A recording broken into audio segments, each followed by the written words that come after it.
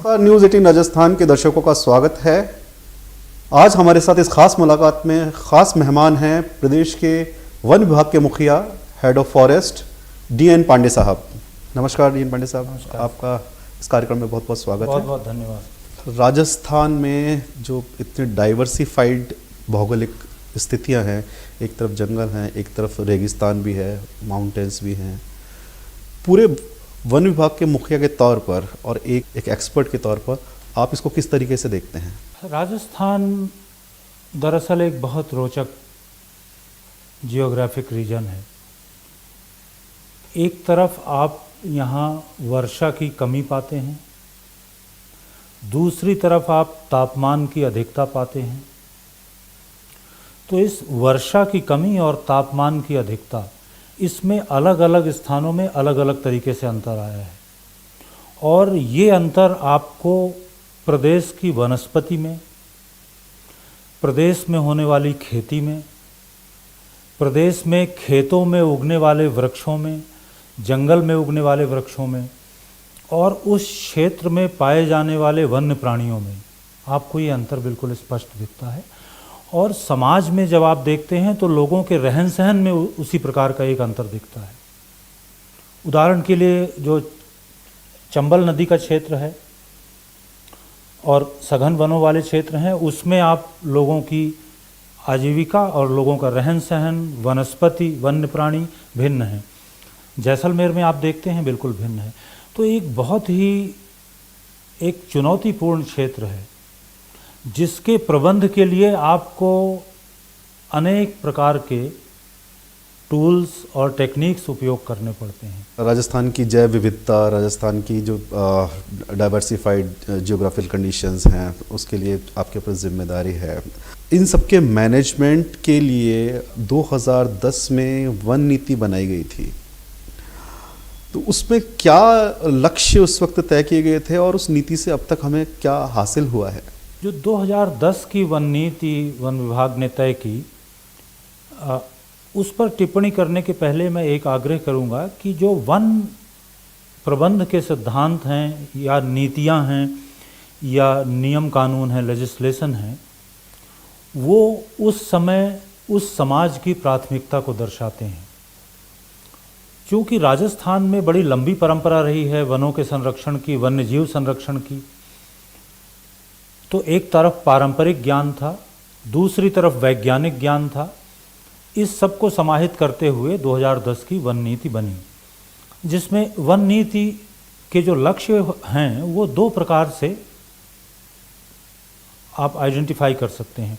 एक तो चूंकि ये विषय जो है वो भारत सरकार और राज्य सरकार दोनों का कंकरेंट लिस्ट में होने के कारण दोनों के लक्ष्य एक समान दिशा में जब चलते हैं तो वो एक बेहतर दिशा मानी जाती है।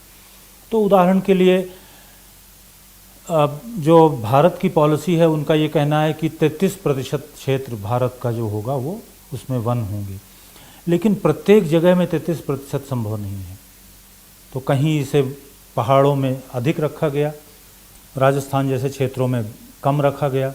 हालांकि वो लक्ष्य बहुत दूर होगा प्राप्त करना, लेकिन इसके बावजूद भी 1995 के बाद राजस्थान के वनों का नेट लॉस नहीं हुआ। ये एक बहुत बड़ी बात है। 600-700 मिलीमीटर रेनफॉल है मैक्सिमम, 100 मिलीमीटर रेनफॉल भी है आपके ध्यान में। तो उस जगह में नेट लॉस नहीं होना, जिसे फॉरेस्ट ट्रांजिशन कहा जाता है, ये एक बहुत बड़ी बात है जो राजस्थान सरकार की जो नीतियां हैं, जो क्रियान्वयन है, दोनों और प्रतिबद्धता है उसको दर्शाते हैं। दूसरी बात ये है कि चूँकि 2010 से अभी तक जो साइंटिफिक डेवलपमेंट हुआ, विकास हुआ विज्ञान का, वनों के संदर्भ में ज्ञान की उपलब्धता बढ़ी, चुनौतियां भी बढ़ी हैं। क्लाइमेट चेंज का चैलेंज है, बायोडाइवर्सिटी कंजर्वेशन की दिशा में अलग चैलेंजेस हैं, लोगों की आजीविका के संदर्भ में अलग चैलेंजेस हैं। इन सब को समाहित करते हुए राजस्थान सरकार ने मानस बनाया है कि हम इस नीति को अपडेट करेंगे, नई नीति लाएंगे। जी, तो मैं उम्मीद करता हूं कि जो ट्रेंड राजस्थान में कंटिन्यू कर रहा है वो निरंतर जारी रहेगा। नेट लॉस फॉरेस्ट का नहीं हुआ, ये आपने एक बात कही। यहाँ पर लगातार आपके विभाग की तरफ से और बाकी जो लोकल बॉडीज़ की तरफ से भी पेड़ लगाने का, पौधे लगाने का, हरियाली बढ़ाने के लगातार प्रयास होते रहते हैं, लेकिन देखने में ये भी आया है सर कि उन पौधों की मृत्यु दर जो है वो ज़्यादा होने की वजह से वो अपेक्षित जो लक्ष्य है उतना हासिल नहीं कर पाते हैं। ये वन विभाग की प्राथमिकता में सदैव रहता है कि हम अधिक से अधिक उत्तरजीविता या सर्वाइवल जिसको आप कह रहे हैं वो हम प्राप्त कर सकें। दक्षिणी राजस्थान में देखते हैं आप तो 60 से 70% सामान्य सर्वाइवल है, वैसे तो 90% तक सर्वाइवल है। वर्स्ट क्षेत्रों में जहां आप देखते हैं, बहुत ख़राब इलाके जिनको मैं कहता हूं बार बार, वहां भी आप 40% सर्वाइवल देखते हैं। अब मैं इसकी एक तुलना करूंगा वैश्विक परिदृश्य से, क्योंकि राजस्थान में ट्रॉपिकल ड्राई फॉरेस्ट हैं और एरिड फॉरेस्ट हैं, लेकिन आज जो है वो विश्व में अपनी तरह का ये बिल्कुल दुरुस्त सर्वाइवल रेट है। पांडे साहब, एक चीज़ और कि आप पहले राजस्थान मेडिसिनल प्लांट बोर्ड में भी रहे हैं और उसके बाद अब वन विभाग में आए हैं। यहाँ पर आकर के एक वन औषधि योजना शुरू की है। हमने देखा कि अभी कोरोना की पहली और दूसरी लहर भी देखी और तीसरी लहर के आने की बहुत जो है संभावनाएं भी जताई जा रही हैं, लोगों को सतर्क रहने के लिए कहा जा रहा है। तो आप हमें ये बताइए कि क्या वन विभाग इस तीसरी लहर की जो संभावित तीसरी लहर है इसके बीच में एक मजबूत दीवार बन पाएगा वन औषधि योजना के जरिए? घर घर औषधि योजना राजस्थान सरकार की एक अत्यंत महत्वपूर्ण योजना है, जिसको आपको दीर्घकालिक रूप में समझना होगा। मैं आपके माध्यम से पूरे राज्य से आग्रह करूंगा कि इसमें जो राजस्थान सरकार ने तुलसी, कालमेघ, अश्वगंधा और गिलोय के पौधे देना प्रारंभ किया है और आज तक हम करीब 14.5 लाख परिवारों को हम ये पौधे दे चुके हैं। घर घर से मतलब है परिवार परिवार से। तो 2-2 पौधे तुलसी, कालमेघ, अश्वगंधा और गिलोय के। तो इसको आपको दीर्घकालिक रूप में समझना होगा कि किस प्रकार से इन पौधों का उपयोग करके स्वस्थ व्यक्ति अपने स्वास्थ्य की रक्षा कर सकता है। तो क्योंकि ये बहुउपयोगी पौधे हैं, कम से कम 75 तरह की बीमारियां हैं जिनके विरुद्ध ये प्रभावी हैं। अगर आप अपने वैद्य की मदद से इन पौधों का युक्तिपूर्वक प्रयोग करते हैं, आयुर्वेद विभाग की डिस्पेंसरीज सब जगह हैं, उनके वैद्यशालाएँ हैं, उनके माध्यम से अगर आप आगे बढ़ते हैं तो स्वस्थ व्यक्ति के स्वास्थ्य की रक्षा में मुझे कोई संदेह नहीं है। स्वस्थ राजस्थान की दिशा में राजस्थान सरकार का ये सबसे बड़ा कदम साबित होगा। 1 दशक देखिए आप इसको। दूसरी बात, आपने जो महत्वपूर्ण प्रश्न पूछा कि क्या अब तीसरी लहर में को रोकने में ये पौधे जो आज हम दे रहे हैं ये कारगर होंगे, ये बेहद कठिन प्रश्न है। लेकिन हम केवल पौधे नहीं दे रहे हैं, हम साथ में विचार भी दे रहे हैं। औषधियां तो आपको मिल जाएंगी, एक बार आप मानस तो बनाइए। आपको यह विश्वास करना पड़ेगा कि तुलसी, कालमेघ, अश्वगंधा और गिलोय, इसके पक्ष में कोविड-19 के विरुद्ध क्लिनिकल ट्रायल्स पूरे देश में हुए, आयुष मंत्रालय ने कराया, राजस्थान में हुए और उसके ज़बरदस्त परिणाम मिले। क्योंकि ये पहला वर्ष है, हमें 5 वर्ष तक देना है। 5 वर्ष में प्रत्येक परिवार को 3 बार 8-8 पौधे, मतलब कुल 24 पौधे राजस्थान सरकार देगी, जो हमारी 563 पौधशालाओं में वन विभाग के उगाए जा रहे हैं। तो हम एक विचार भी दे रहे हैं, आयुर्वेद विभाग की मदद से ज्ञान भी दे रहे हैं और पौधे भी दे रहे हैं। ये मेरा आपके माध्यम से पूरे राज्य के प्रत्येक परिवार से ये विशेष निवेदन है। डीएन पांडे साहब से अभी बातचीत का सिलसिला भी जारी रखेंगे। अभी रुकते हैं एक छोटे से ब्रेक के लिए। 2010 में वन नीति बनाई गई थी, तो उसमें क्या लक्ष्य उस वक्त तय किए गए थे? लेकिन प्रत्येक जगह में 33% संभव नहीं है। तो कहीं इसे पहाड़ों में अधिक रखा गया, राजस्थान जैसे क्षेत्रों में कम रखा गया। क्या लक्ष्य उस वक्त तय किए गए थे? लेकिन प्रत्येक जगह में 33% संभव नहीं है। तो कहीं इसे पहाड़ों में अधिक रखा गया, राजस्थान जैसे क्षेत्रों में कम रखा गया।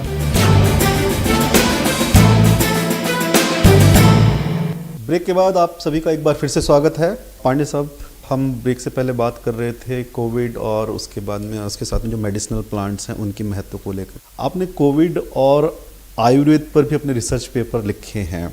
आयुर्वेद की भूमिका को आप किस तरीके से देखते हैं?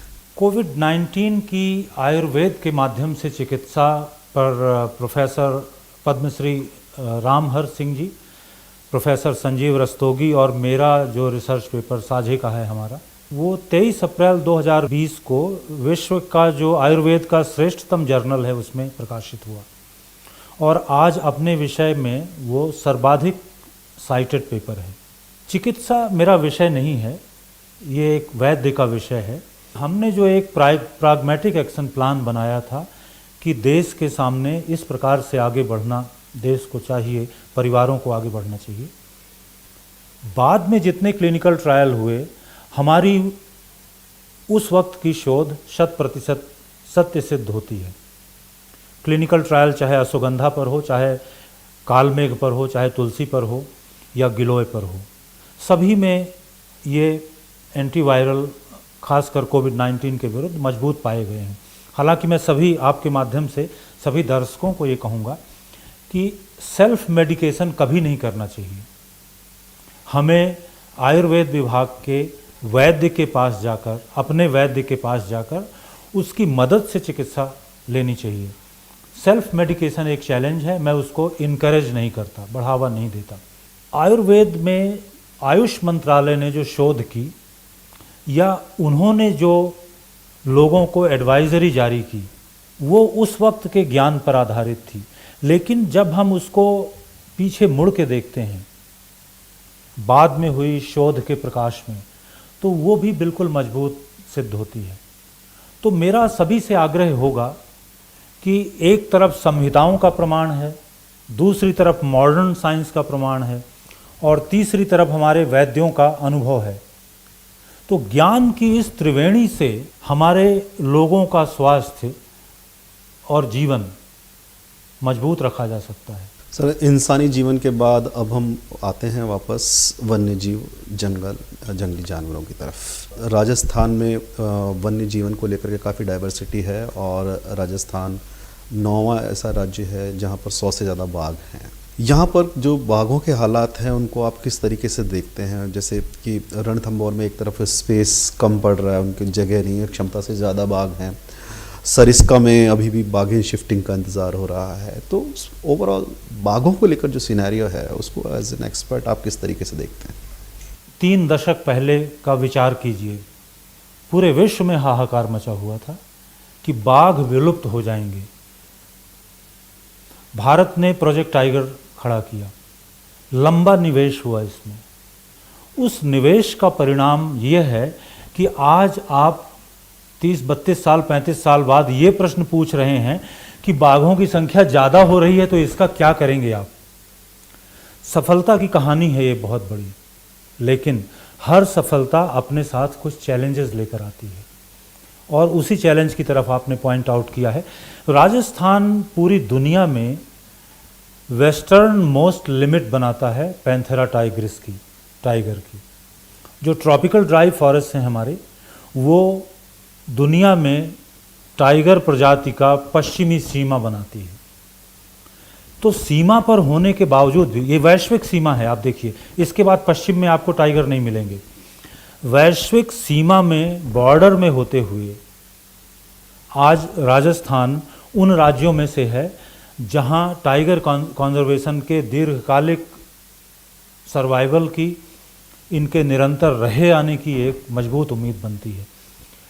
चैलेंज जो आपने पॉपुलेशन का कंसंट्रेशन की बात की, तो जैसे जैसे आप, पहली बात तो यह है कि जब आप अच्छी तरह प्रबंधित करते हैं वन क्षेत्रों को या टाइगर रिजर्व्स को, जब आप वहाँ पर हैबिटेट इम्प्रूव करते हैं तो हैबिटेट के इम्प्रूव होते ही वहाँ की प्रोडक्टिविटी बढ़ती है, वहाँ हर्बीवोर्स बढ़ते हैं और फिर थोड़ा सा एरिया अधिक टाइगर्स को सपोर्ट कर सकता है। तो एक तो ये इनपुट हुआ जिस कारण से आप देख रहे हैं कि टाइगर्स की संख्या बढ़ रही है उन क्षेत्रों में। लेकिन ये स्थिति एक समय तक तो रह सकती है, अनंत काल तक नहीं रह सकती। आपको प्रबंध इस प्रकार से करना होगा कि जो आपने हैबिटेट आइलैंड्स को संरक्षित किया, अब उन आइलैंड्स को भी बढ़ाना होगा, प्रोटेक्टेड एरियाज़ को बढ़ाना होगा। प्रोटेक्टेड एरिया को आप या वाइल्ड लाइफ सेंचुरी को या नेशनल पार्क को खींच तान के नहीं बड़ा कर सकते, लेकिन 2 सेंचुरीज़ को आप जोड़ सकते हैं कॉरिडोर के जरिए, नए जंगलों में हैबिटेट इंप्रूव कर सकते तो हैं। यहाँ जैसे चौथा अभी जो टाइगर रिजर्व घोषित किया है जी। रामगढ़ विषधारी को, जी। तो उसको भी के लिए करके क्या ये निश्चित रूप से ये इसी का हिस्सा है। धीरे धीरे आप जो कोर एरियाज़ हैं उसके बाहर आप हैबिटेट इंप्रूव करते हैं, वहाँ डिस्पर्सल होता है एनिमल्स का, फिर उसके बाहर फिर आप कॉरिडोर में बेहतर करते हैं। तो ऐसा करते हुए आप उस पुरानी दिशा में जा रहे हैं जब पूरे देश के वन प्रायः एक दूसरे से जुड़े हुए थे। ये 1-2 पीढ़ी का काम नहीं है, लंबा चलेगा। ये हो सकता है 3-4 पीढ़ी बाद, 5 पीढ़ी बाद स्थिति ये हो जब हमारे पूरे वन हम रिगेन कर सके हैं। लेकिन इसके बावजूद भी मैं ये कहूँगा कि राजस्थान सरकार की बड़ी ज़बरदस्त प्रतिबद्धता रही है, राजस्थान के लोगों की ज़बरदस्त प्रतिबद्धता है। झालाना आप देख लीजिए एक उदाहरण। झालाना में एक वक्त था, आज से 10 साल पहले, जब बहुत कुछ था नहीं यहाँ पर, लेकिन रीवाइल्डिंग किस तरह से हुई कि आज झालाना विश्व में एक ऐसा स्पॉट है जहाँ लेपर्ड का देखना सबसे आसान है। आप टाइगर रिजर्व्स के अंदर जाइए, आपको लेपर्ड देखना बहुत मुश्किल है। आप टाइगर देख सकते हैं बड़े आराम से, बहुत सारे और प्रजातियां देख सकते हैं, लेकिन लेपर्ड देखना बहुत कठिन काम है। झालाना की रिवाइल्डिंग, राज्य की प्रतिबद्धता, वन विभाग का जो इनपुट है, प्रबंधकीय ज्ञान और उस ज्ञान का ज़मीन पर क्रियान्वयन, इसको दर्शाता है। तो मैं बहुत होपफुल हूँ इस पूरे वन और वन्यजीव प्रबंध को लेकर। अभी यहाँ रुकइए एक छोटे से ब्रेक के लिए, चल लौटते हैं। 2010 में वन नीति बनाई गई थी, तो उसमें क्या लक्ष्य उस वक्त तय किए गए थे? लेकिन प्रत्येक जगह में 33% संभव नहीं है। तो कहीं इसे पहाड़ों में अधिक रखा गया, राजस्थान जैसे क्षेत्रों में कम रखा गया। उसमें क्या लक्ष्य उस वक्त तय किए गए थे? लेकिन प्रत्येक जगह में 33% संभव नहीं है। तो कहीं इसे पहाड़ों में अधिक रखा गया, राजस्थान जैसे क्षेत्रों में कम रखा गया। ब्रेक के बाद आप सबका एक बार फिर से स्वागत है। पांडे साहब, आप काफ़ी लंबा अनुभव है आपको आईएफएस सर्विस के दौरान। आप वर्ल्ड बैंक, सिफोर, इंडोनेशिया जैसी जगहों पे भी आपने अपनी सेवाएं दी, उनके साथ भी काम करने का अनुभव है। राजस्थान में भी 30-32 साल से आप यहाँ पर जंगल को बहुत करीब से आप देख रहे हैं। हम बात कर रहे थे ब्रेक से पहले जंगल और इंसानों की। राजस्थान में आपने वहाँ पर फॉरेस्ट और लाइवलीहुड पर कई प्रोग्राम्स में काम किया है। राजस्थान में इन सब को देख करके आप किस तरह की संभावनाएं देखते हैं? राजस्थान में अच्छे कार्यक्रम हुए। वनों के माध्यम से लोगों की आजीविका को दुरुस्त करने के लिए जो राजस्थान सरकार का क्रियान्वयन रहा, वो कम से कम पिछले 3 दशकों से बड़ा मजबूत रहा। एक रूप तो यह है कि आप वनों पर निर्भर लोगों की आजीविका को वनोत्पादों से दुरुस्त करते हैं, और दूसरी स्थिति आती है जब आप इनमें वैल्यू एडेड प्रोडक्ट्स देते हैं। जैसे उदयपुर की हम बात करें तो हर्बल गुलाल है, या शहद को बेहतर करके ग्रामवासी बेचते हैं, उनका अपनी एक व्यवस्था है जो वन विभाग के माध्यम से बनी है। तो इसका तात्पर्य ये है कि वनों से जब आप वनों की विविधता या रेस्टोरेशन करते हैं जैव विविधता का, तो वहाँ से मिलने वाले उत्पाद लोगों की आजीविका को सीधे सीधे बेहतर करते हैं।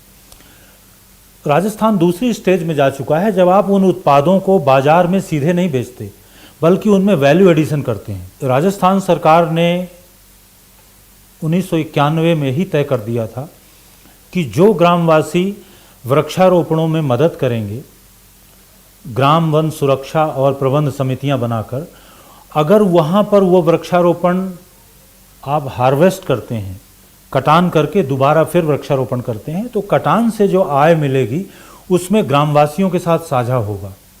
ये बहुत बड़ी बात है। आदेश जारी करना एक बात है, इसका क्रियान्वयन होना दूसरी बहुत बड़ी बात है। तो राजस्थान की बहुत सी ऐसी समितियां हैं जहां वृक्षारोपण में कटान हुआ और सरकार और लोगों के मध्य आमदनी का बंटवारा हुआ।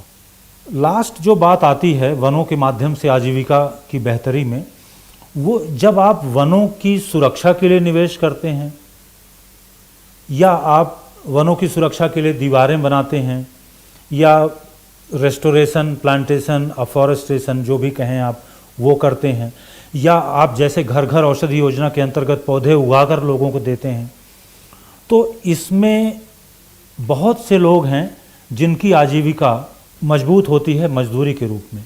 तो एक तरफ श्रम के रूप में भी, दूसरी तरफ उत्पादों में साझेदारी के रूप में, तीसरी तरफ उत्पादों को लेकर आने में। तो इन प्रत्येक मसले में राजस्थान में काम हुआ है और बहुत मजबूत काम हुआ है। मैं उम्मीद करता हूं कि ये काम आगे निरंतर जारी रहेगा।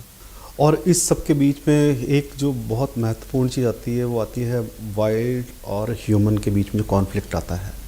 थोड़ा कठोर उत्तर है इसका। मैं राज्य के सभी नागरिकों से निवेदन करूंगा, आपको अब वन्य प्राणियों के साथ रहना सीखना होगा। हमें शांतिपूर्ण सह अस्तित्व वन्य प्राणियों के साथ सीखना पड़ेगा। ये एक कठोर वास्तविकता है।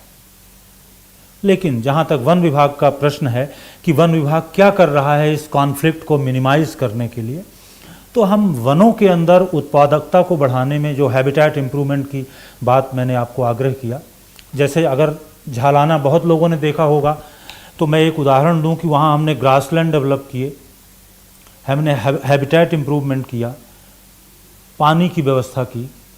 तो इससे जब अंदर का हैबिटेट बेहतर होता है तो वहाँ वन्य प्राणियों की संख्या में बेहतरी होती है। वहाँ हर्बीवोर्स भी बेहतर होते हैं और कॉर्निवोर्स भी बेहतर होते हैं। तो हैबिटेट इम्प्रूवमेंट का काम तो हम कर रहे हैं, कॉन्फ्लिक्ट को मिनिमाइज करने के लिए जितना हम कर सकते हैं वो कर रहे हैं। लेकिन इस वास्तविकता को हमको स्वीकार करना होगा, क्योंकि ये पेड़ पौधे जो जेनेटिक मटेरियल है वो हमारे आप सबके सर्वाइवल के लिए बहुत ज़रूरी है। और उसके उलट हमने अभी ये देखा लॉकडाउन टाइम में जंगलों में कई जगहों पर बहुत अंदर तक घुसाए, बहुत अतिक्रमण किए बेरोक टोक, क्योंकि उस वक्त इस तरह की पाबंदियां और इस तरह की जो विजिलेंस जो होनी चाहिए थी वो नहीं हो पाई थी। तो उन सबसे उस चीज़ों को वापस लेने के लिए कि जंगल को जंगल की ज़मीन वापस मिले, उसके लिए वन विभाग के पास कुछ योजना है? योजना नहीं, 150 से ज़्यादा जगहों से मैं खदेड़ चुके हैं हमारे लोग। आज की स्थिति में मुझे कोई नया कब्जा बच गया हो ऐसा संभव नहीं है। पुराने कब्जों का हटाया जाना एक अलग बात है, उसकी एक विधिक प्रक्रिया है। उसमें निश्चित रूप से हम लगभग सभी कब्जों के लिए, सभी अतिक्रमणों के लिए मैं कहूँगा, उस दिशा में विभाग पूरे प्रयत्न कर रहा है। हमसे बातचीत के लिए बहुत बहुत शुक्रिया DN पांडे सर। बहुत बहुत धन्यवाद। खास मुलाकात में आज इतना ही। खबरों के लिए आप देखते रहिए न्यूज़ 18 राजस्थान।